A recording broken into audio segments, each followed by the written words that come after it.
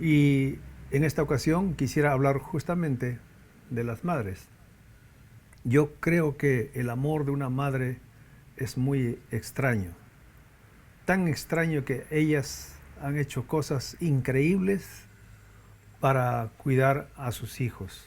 Yo soy uno de ellos. Mi mamá me envió a Lima a la edad de los 5 años y no pudimos después de ello vivir juntos. Aunque nos volvimos a encontrar, pero ya nunca más fue nuestra vida unida. Ella tuvo que hacer eso para salvarme la vida, por una situación tan precaria que vivíamos en la sierra, donde ella tuvo que arriesgar entre perder un hijo en la tierra o enviarlos a Lima y ver que se pueda sobrevivir. Ella se sacrificó por mí y estoy muy agradecida a lo que hizo, aunque las consecuencias fueron muy duras, como ya dije, no pudo unirnos más. Así que cualquier bebé que descansa sobre el pecho de una madre es un ente de valor eterno, al que nunca dejará de existir, sino que vivirá para bien o para mal. La decisión de una madre es una decisión capital, fuertísimo. Por otro lado, la influencia de las madres no tiene punto de comparación, no hay ni competencia. La iglesia, la sociedad dependen de la decisión de una madre, porque una madre da estabilidad. Una madre, diríamos, es la reina del hogar, pero no la reina del hogar donde ella tiene que cocinar, no me refiero a eso. Es una reina que no es algo poético, algo lírico, sino es crucial, porque cuando ella da la vida hogareña, decae cada fase de la vida, carece de salud o da bienestar a los hijos que están en la casa. Así que depende de ella, es ella la parte más importante en el hogar. Por otro lado, desde la perspectiva de la fe, las madres son las constructoras fundamentales del reino de Dios. Si las madres en general es de tanta influencia, de tanta necesidad, imagínense ahora de la parte de la fe. Desde el reino de Dios, ellas son las moldeadoras de almas, edificadoras principales del carácter de los hijos y son las agentes de una fe vigorosa para el avance del reino de Dios. Hasta cierto modo, ellas son las pioneras de cómo va a empezar ese niño o esa niña, formarlos y forjarlos para lo que será su futuro. Por eso, en esta oportunidad, quiero tocar a 3 madres en la Biblia que se muestran. Hay muchísimos y creo que cada una de ellas tiene una particularidad increíble. Por eso yo lo llamo el extraño amor de una madre, esta reflexión. Una de ellas es Agar, la madre que perdió un odre de agua, pero encontró un pozo. Es una madre que nos lleva a meditarlo profundamente. Vamos a verlo unos momentos. Agar significa vuelo. Agar representa a lo fugitivo, a una forastera. Siempre estuvo de vuelo, nunca estuvo estable y su mismo nombre lo califica como tal, Agar. Lo más probable es que Agar fue una esclava egipcia, la Biblia nos menciona eso, y que ella como esclava fue llevado por Abraham cuando llegó a Egipto, cuando quiso el faraón acostarse con su esposa, porque él había engañado al faraón diciéndole que ella era su hermana, y resulta que Dios le mandó una revelación al faraón diciéndole, no, esa es su esposa, y faraón se asustó y dijo, ¿por qué me quieres hacer este daño? Y a raíz de eso, faraón le regaló una serie de cosas y dentro de ellos una egipcia como su esclava, con tal que Abraham se vaya y no le deje la maldición a Egipto. De ahí que esta mujer llamada Agar se fue con Abraham y con Sara. Lo interesante de esta historia es que Agar es una de las pocas mujeres que tuvo la bendición de Dios de hablar con el mismo ángel del Señor. En el Antiguo Testamento a veces el ángel del Señor es el mismo Señor. Y eso es lo maravilloso, que mire, una mujer pagana teniendo un encuentro con el ángel del Señor. Para eso vamos a leer Génesis capítulo 16 para entender mejor. ¿Les parece bien? A mí me gusta el Génesis capítulo 16 porque es un pasaje bíblico corto, apenas 16 versículos. Sin embargo, es uno de los textos más tristes, de sufrimiento y saturado de lágrimas. Vamos a verlo. Sarai, la esposa de Abraham, no le había dado hijos, pero cuando tenía una esclava egipcia llamada Agar, Sarai le dijo a Abraham: el Señor me ha hecho estéril. Por lo tanto, ve y acuéstate con mi esclava Agar. Tal vez por medio de ella podré tener hijos. Abraham aceptó la propuesta que le hizo Sarai. Entonces ella tomó a Agar, la esclava egipcia, y se la entregó a Abraham como mujer. Esto ocurrió cuando ya hacía 10 años que Abraham vivía en Canaán. Abraham tuvo relaciones con Agar y ella concibió un hijo. Al darse cuenta Agar de que estaba embarazada, comenzó a mirar con desprecio a su dueña. Entonces Sarai le dijo a Abraham: tú tienes la culpa de mi afrenta. Yo puse a mi esclava en tus brazos y ahora que se ve embarazada me mira con desprecio. Que el Señor juzgue entre tú y yo. Tu esclava está en tus manos, contestó Abraham. Haz con ella lo que bien te parezca. Y de tal manera comenzó Sarai a maltratar a Agar, que ésta huyó al desierto. Allí, junto a un manantial que está en el camino a la región de Sur, la encontró el ángel del Señor y le preguntó: Agar, esclava de Sarai, ¿de dónde vienes y a dónde vas? Estoy huyendo de mi dueña Sarai, respondió ella. Vuelve junto a ella y sométete a su autoridad, le dijo el ángel. De tal manera que multiplicaré tu descendencia que no se podrá contar. Estás embarazada y darás a luz un hijo, y le pondrás por nombre Ismael, porque el Señor ha escuchado tu aflicción. Será un hombre indómito como asno salvaje. Luchará contra todos, y todos lucharán contra él, y vivirá en conflicto con todos sus hermanos, como el Señor le había hablado. Agar le puso por nombre el Dios que me ve, pues se decía: ahora he visto al que me ve.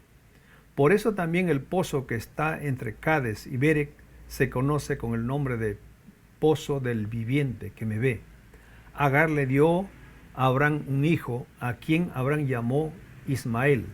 Abraham tenía 86 años cuando nació Ismael. Señor, te damos gracias por tu palabra. Ilumínanos, ilumina nuestra mente y ilumina también nuestro corazón, a que podamos entender este gran misterio de una madre capaz de hacer cualquier cosa por el bien de su hijo. Y ayúdanos, Señor, también a que esto se profundice en nuestro ser, el amarte a ti, seguirte a ti, en el nombre de Jesús. Amén. Es interesante que todo esto que estoy contándole comienza en no confiar en las promesas de Dios de parte de Sara. Recuerden la historia, Dios le había prometido a Abraham darle un hijo. Pero Abraham y Sara ya eran viejos y viejas, pero Dios le dijo: tú vas a tener descendencia como las estrellas o las arenas del mar, va a ser incontables. Corrieron muchísimos años, casi 15 años, donde no sucedía nada, hasta que Sara considera de esta manera. Dice: yo creo que Dios ha dicho que vamos a tener descendencia, pero como somos viejos, yo no puedo tener más hijos, no puedo tener hijos, yo creo que Dios se ha referido a que nuestra sierva, nuestra esclava, podría tener y yo lo cojo como si fuera mi hijo. Eso era parte normal en la vida de ese tiempo. Es decir, que una esclava podía tener un hijo del esposo de la ama y luego ella cogerlo en su brazo y decir, este es mi hijo, y ella a partir de ese momento lo consideraba su hijo real, y la esclava simplemente cumplió una función de darle ese hijo. Pues ese pacto hicieron Sara y Agar. Pero aquí hay un problema. Yo diría, aquí hay tres culpables de esta actitud. En primer lugar, la actitud de Sara de considerar a su esclava para que tenga un hijo es una actitud malvada. Es una actitud de falto de fe. Es una actitud que recurre a una determinación humana desconfiando en las promesas de Dios. En segundo lugar, Abraham también es culpable de esta actitud, porque Abraham sabía de la promesa de Dios. Dios le había dicho que yo te daré una descendencia de ti y de tu mujer. Abraham no dijo nada. Abraham simplemente escuchó las palabras de Sara y dijo, mira, hagamos esto. Y Abraham más bien cogió estas palabras de Sara y dijo, está bien, a mí me parece bien. Aprovechó esta coyuntura. Y en tercer lugar, Agar, por su parte, aunque menos libre porque ella era esclava y simplemente tenía que hacer caso, sin embargo, podía también ella decir, no quiero esto. Pero los tres cometieron este gran error de aceptar la propuesta de Sara y luego hacen esta alianza, diríamos, impía, especialmente Sara, para gratificar cualquier ambición que pudo haber tenido. Y también Agar, ¿qué soñaría? Teniendo un hijo de Abraham, tendría mayor influencia, mayor acercamiento, mayor libertad, qué sé yo. Tantas cosas se le metió a Agar que aprovechó esta coyuntura, repito. Pero aquí los tres son culpables. Sara, Abraham y también Agar. Lo que se siembra se cosecha. Viene la angustia, viene la soledad. Agar empezó a cosechar eso por prometer o por coger este plan hecho por Sara. Sara se apresuró en el desconfiar a Dios y confiar en una decisión humana, una decisión apresurada, una decisión tonta, impaciente por ver un hijo, el hijo prometido. Su incredulidad se volvió tan contagiosa que por eso Abraham aceptó esta propuesta. Y si ustedes leen el texto, se van a dar cuenta que cuando ya empiezan los problemas, pasando los años, empiezan los grandes problemas o los meses, a Sara le increpa a Abraham y le dice que el Señor juzgue entre tú y yo. Es decir, ella se pone como una mujer devota, una mujer de fe, y le dice, lo que yo he hecho es para el bien, pero mira lo que está sucediendo, que el Señor juzgue. Pero la verdad que era simplemente una actitud piadosa sin fundamento, porque ella había cometido este gran error. Sara confesó su error, pero en realidad Agar era quien estaba sufriendo más por el pecado que trajo Sara al haber hecho ese pacto de tener un hijo, porque eso empezó a provocar rivalidad entre mujeres. Cuando ya Agar empezó a tener el hijo y empezó a gestar, pues ella empezó a burlarse de Sara. Y eso fue más constante.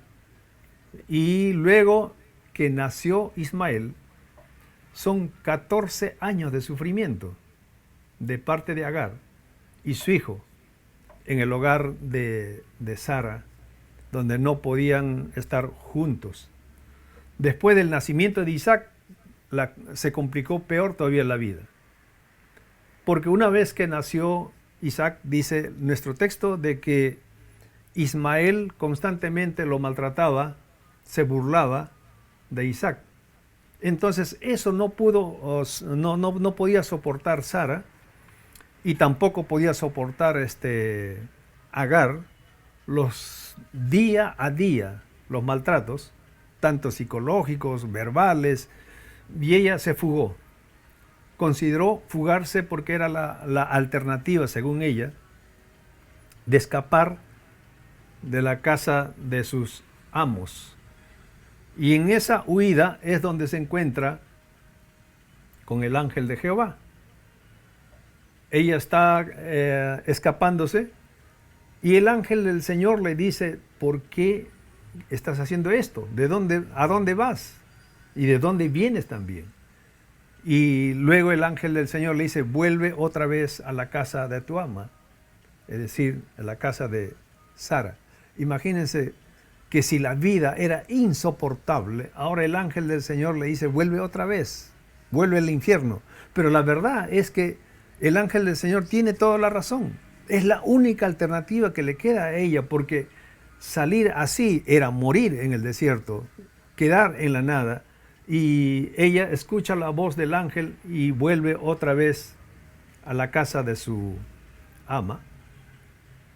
Es ahí donde esos maltratos que ya mencioné entre los dos hermanos se vuelve tan insoportable que hasta Sara determina esto: estoy cansada de Agar, estoy cansada del hijo de Agar, no quiero verlo más. Y lo manda al desierto. Abraham determina también, acepta esa propuesta, porque otra vez, una esclava no tenía determinación de nada, no tenía poder de decisión. Así que podía ser matada, podía ser expulsada, pero en este caso ellos determinan expulsarla, y Abraham también toma esa determinación y lo deja en el desierto. Ahora, aquí yo veo otra actitud. El hombre de fe, el amigo de Dios, actuando de esa manera no compasiva, es tremendo. Y es su hijo. Pero lo deja en el desierto, y es tan conmovedor que Agar empieza a tener cólera por Abraham, empieza a tener cólera por Sara, empieza a tener cólera por Isaac, y llora desconsoladamente en el desierto. Y en ese desierto es donde tiene otra vez un encuentro con el ángel del Señor. Y ese encuentro es lo que le reconforta, porque estaba a punto de morir, no había agua, y aquí es lo maravilloso. Dios suplió un pozo de agua para Ismael y Sara. Ella había llevado un odre de agua, pero ahora tenía un pozo inagotable. Y le dice: ¿qué te pasa, Agar? No temas. Y le mostró ese gran pozo de agua para para Agar, y ella pudo liberar a su hijo y pudo ser libre también ella.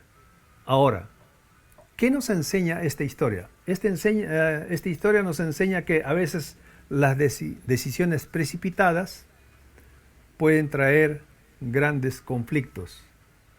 ¿Cuántas madres a veces han cometido ese error y les ha traído tremendos problemas?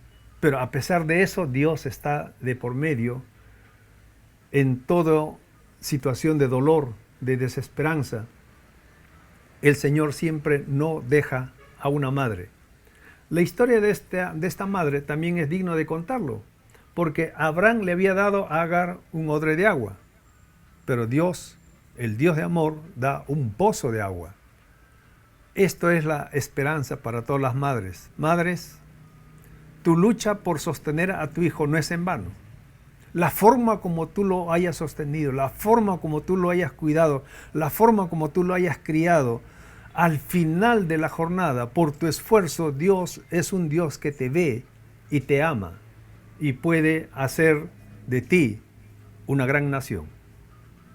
La última imagen que tenemos de Agar es que lo encontramos en Génesis capítulo 21, versículo 21. Encontramos ahí que ella ha llegado a Egipto y le busca una esposa para Ismael. Y yo creo que a partir de ahí su vida fue mucho más llevadera. La única cosa que a mí me llama la atención de Agar es que ella tuvo un encuentro con el ángel del Señor varias veces. Pero me imagino que el dolor que llevó con la experiencia con Abraham y con Sara, nunca más quiso saber de este Dios, y por eso que lo llevó a Egipto a su hijo. Y termina la historia que el hombre Ismael es un gran guerrero que manejaba el arco magistralmente y a la vez llegó a ser el padre del mundo árabe hasta hoy. La promesa de Dios fue cumplida tremendamente. Ese es por un lado. Tengo una segunda historia. Joquebed. Yo le he puesto de esta manera: una madre hecha para soportar la crisis. ¿Saben lo que significa Joquebed? Joquebed significa Dios, a Dios sea la gloria. Ella proviene de la tribu de Leví. Amram fue su esposo, también de la tribu de Leví, y tuvieron 3 hijos: Aarón, Moisés y su hermana Miriam, según Números capítulo 26, 59. Esta mujer es lo contrario a Agar. Agar, una egipcia, no conocedora de Dios, sin embargo Dios tuvo misericordia y le ayudó. Esta sí es una temerosa de Dios. La gente antigua tenía un dicho: el roble tiene sus raíces alrededor de la roca. Pues los hijos de Joquebed tuvieron las suyas alrededor de esta piadosa madre y se hicieron gente de renombre. Por ejemplo, Moisés llegó a ser uno de los mayores líderes del pueblo de Israel. Es uno de los legisladores de más conocido en el mundo hebreo y en el mundo como dentro de la historia como el libertador del pueblo de Israel. Aarón, el otro hijo, es uno de los hijos más prominentes dentro del sacerdocio levítico. Él es el primer sacerdote y también hombre reconocido en el pueblo de Israel. Y la tercera, Miriam, una mujer virtuosa, poetisa y músico, pieza clave en la historia del pueblo de Israel. A mí me llama la atención, si ustedes leen el libro de Miqueas, creo que capítulo 4, versículo 6, encontramos que dice Dios, que Dios escogió a Moisés, a Aarón y a Miriam para sacar al pueblo de Israel de la esclavitud. Eso es maravilloso, porque a veces pensamos que solamente es Moisés el libertador, pero imagínense, pensemos un poco, ¿cómo sería el pueblo de Israel si solamente Moisés sea el líder y que hasta las mujeres tendrían que confiar solamente en Moisés? Recuerden que habían más de 500 o 600,000 mujeres acompañándolo en esa liberación. Y se supone que tendrían que tener una mujer como líder. Y ahí tenemos a Miriam como la líder de este pueblo, sacándolo al desierto y luego para llevarlos a la tierra prometida. Pero en este caso nos toca otra vez Joquebed. Joquebed es la mujer que tiene estos 3 hijos prominentes. Joquebed, ya les dije, es una mujer de fe y de una fe increíble. Por eso es considerada, si ustedes leen Hebreos capítulo 11, versículo 23, ella es considerada como una de las pocas mujeres como heroínas de la fe, cuyas vidas y obras testifican su fe, cómo Dios lo cuidó providencialmente de las decisiones que ella había tomado. Por otro lado, ella es también, está considerada como si ustedes leen Hebreos capítulo 11, que dice que hay una nube de testigos viendo a las nuevas generaciones mantenerse firmes en la fe, pues ella es una de esas testigos de la fe. Así que es una maravillosa mujer de fe que digno de imitar, madre luchadora. Jocabed debe de haber estado en un intenso suspenso mientras que esperaba la llegada de su tercer hijo, porque Moisés fue el tercer hijo. Había un decreto ley en Egipto de que todo niño que naciera de las mujeres hebreas deberían de morir, porque tenía miedo el faraón de que los hebreos sean mayoritarios y pudieran derrocarlos o destruirlos.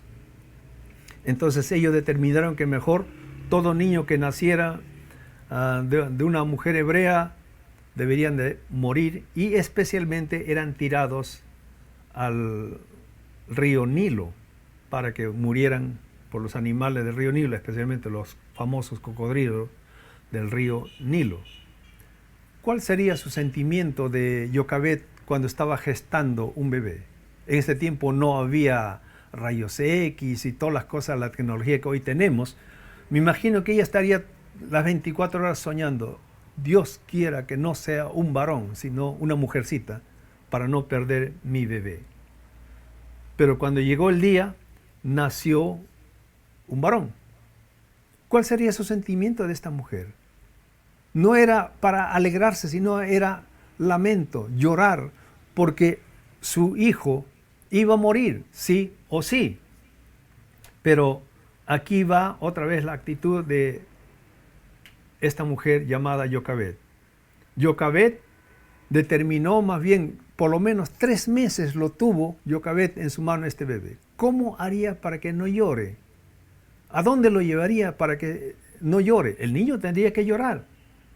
Pero el niño iba creciendo, ya era insoportable tenerlo en casa, y ella determina hacer una cesta de las pajas que existen, las totoras que existen, o los papiros que existen en el río. Con eso prepara una cesta y lo deja ahí al niño.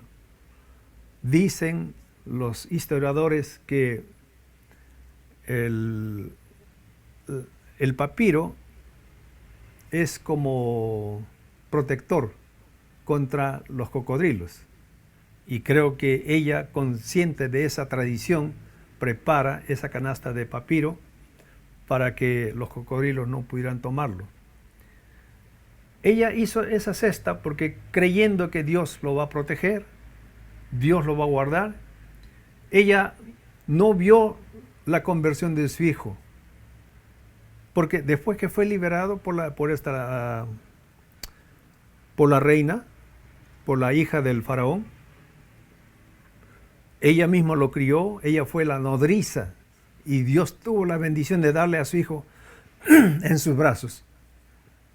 Pero corrieron los años, cuando él crece, ella nunca vio la liberación del pueblo de Israel. Ustedes me dirán, pero sí, yo he visto en las películas que ella estuvo en el desierto. Bueno, esa es la película. Pero si tú miras la historia, te vas a dar cuenta que había pasado 40 años en el desierto Moisés. Después de 40 años en el desierto, él regresa a Egipto. ¿Cuántos años tendría ya Jocabed? Definitivamente ya había estado muerta. Pero aquí lo que queda, la historia de esta madre es una madre vigorosa en la fe, poderosa en la fe. Ella prácticamente encendió la antorcha de la libertad del pueblo de Israel. Ella encendió la antorcha de la libertad de sus 3 hijos y la gloria de Dios manifestándose. Dicho de otra manera, recuerden, Jocabed significa a Dios sea la gloria. Y Jocabed en verdad empezó a mostrar a través de Aarón, a través de Moisés, a través de Miriam, la gloria de Dios, liberando al pueblo de Israel magistralmente. Por otro lado, toda su generación fueron liberados gracias a esta mujer. La madre que ama a Dios va a hacer cualquier cosa por su hijo. Y ella hizo lo que ni siquiera una obra literaria podría mostrarnos la grandeza y el sacrificio de esta mujer. Así que yo creo que esto es capaz para que muchas mujeres puedan ser contagiadas y decir, Señor, ayúdame a sostener a mi hijo, a mi hija, porque tú tienes un propósito en la vida para con ellas, o con ellos, pero tienes que hacer ese gran sacrificio. Y el tercer ejemplo que quiero llevarles es una mujer que quizás muy poco lo han leído, pero a mí me llamó la atención cuando empecé a buscar qué puedo yo decirle a las mujeres por el Día de la Madre, es a Rispa. No han escuchado mucho. Una madre que cuidó a sus hijos muertos. Rispa es ya en la época de Saúl, el primer rey de Israel. Pues Saúl fue considerado el primer rey, Dios lo puso, lo respaldó para que sea rey. Y en esa historia es donde Rispa entra en escena. Rispa fue concubina de Saúl. Un rey en ese tiempo podía tener concubinas y tenía su esposa. En este caso, ella es una concubina. Y como concubina tuvo 2 hijos de parte de Saúl. Recuerden, Saúl era orgulloso. Saúl era tan pedante, vanaglorioso, y también a la vez creído, donde él se creía la máxima expresión de ser rey, y empezó a atacar a los gabaonitas. Los gabaonitas tienen otra historia. Los gabaonitas recibieron perdón de Josué.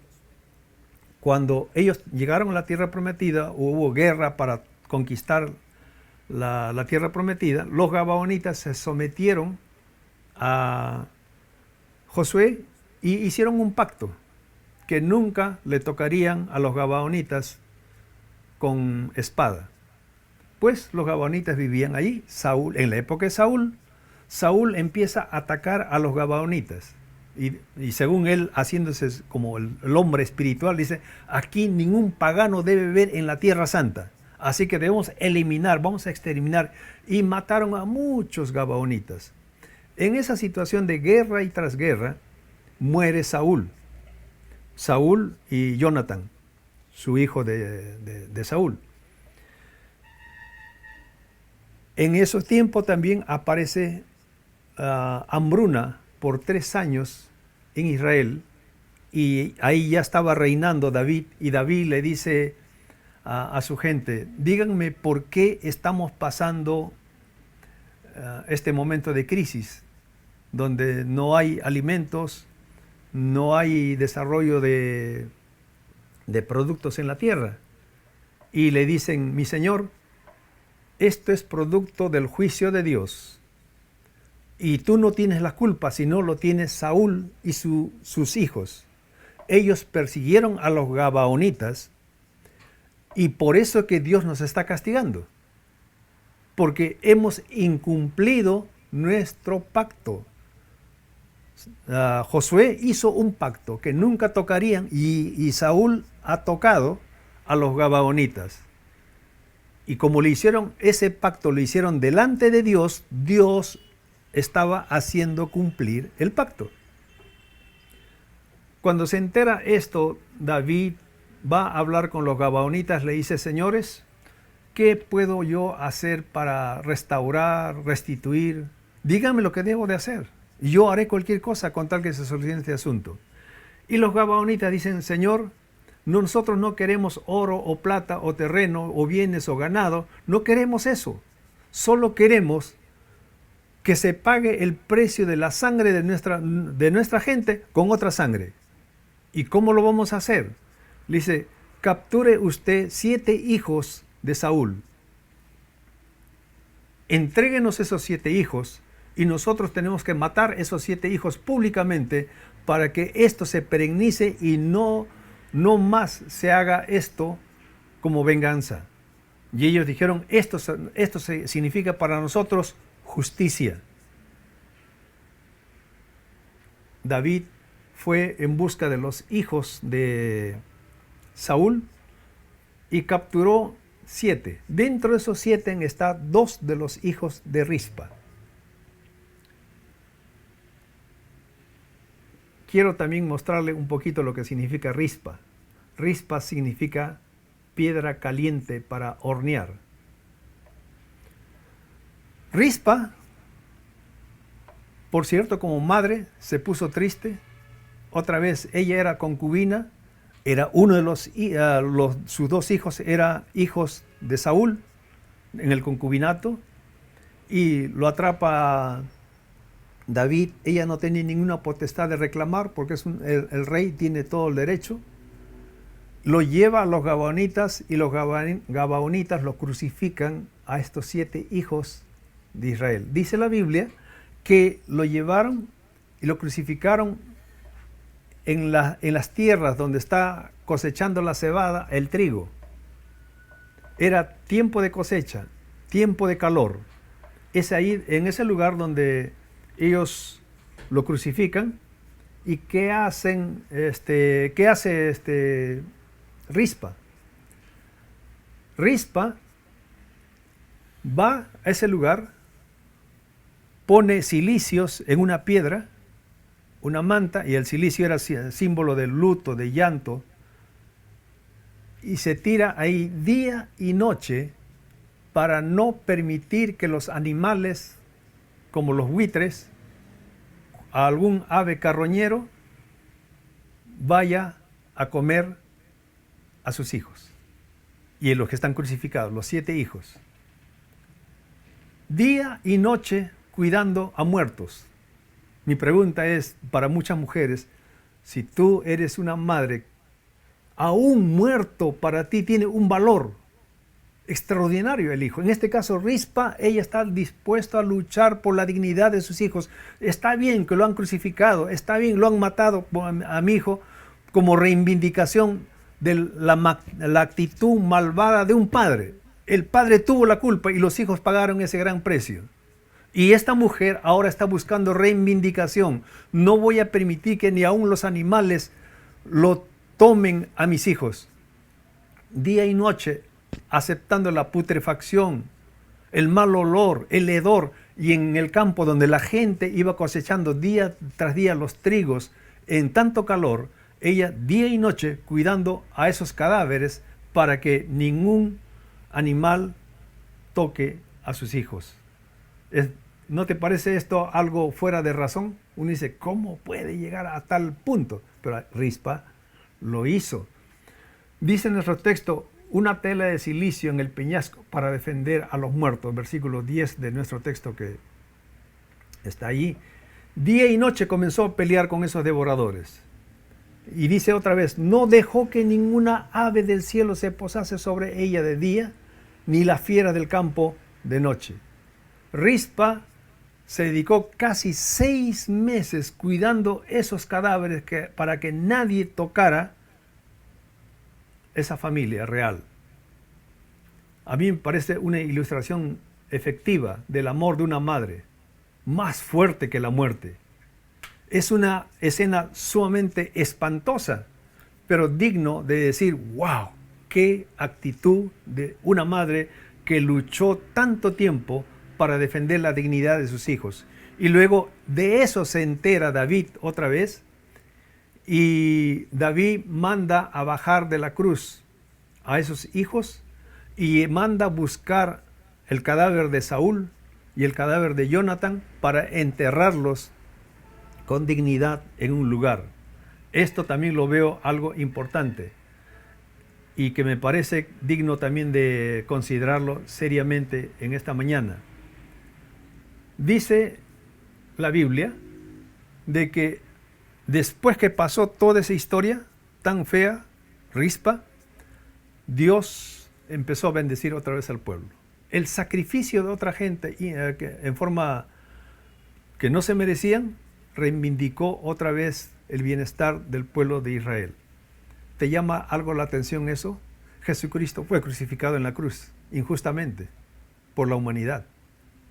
Él no tuvo ninguna culpa del pecado del mundo. Y sin embargo, Él pagó un alto precio muriendo en la cruz. Madres, tú te has sacrificado tanto, Jesucristo se sacrificó más por ti.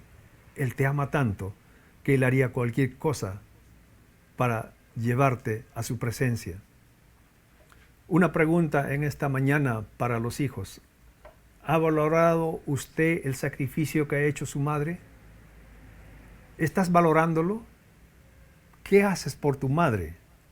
Termino con este pensamiento. El hijo sabio alegra al padre, mas el hombre necio menosprecia a su madre.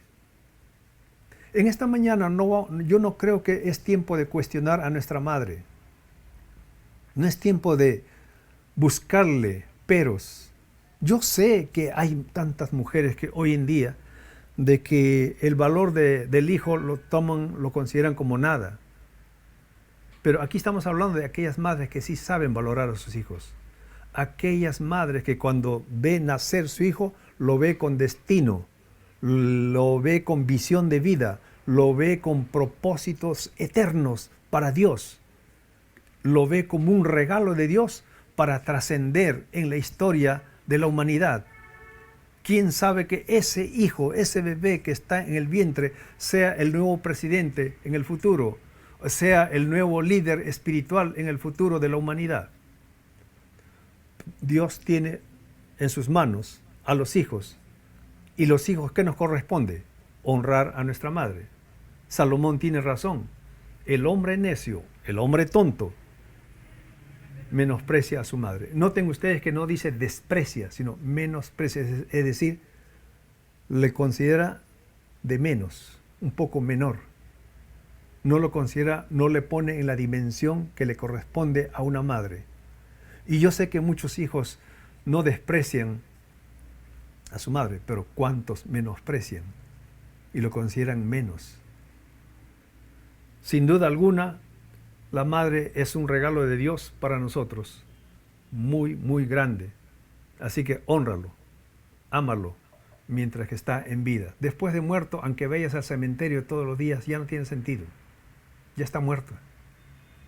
Mientras que está viva, hónralo, respétalo, valóralo, hasta el último momento de su vida.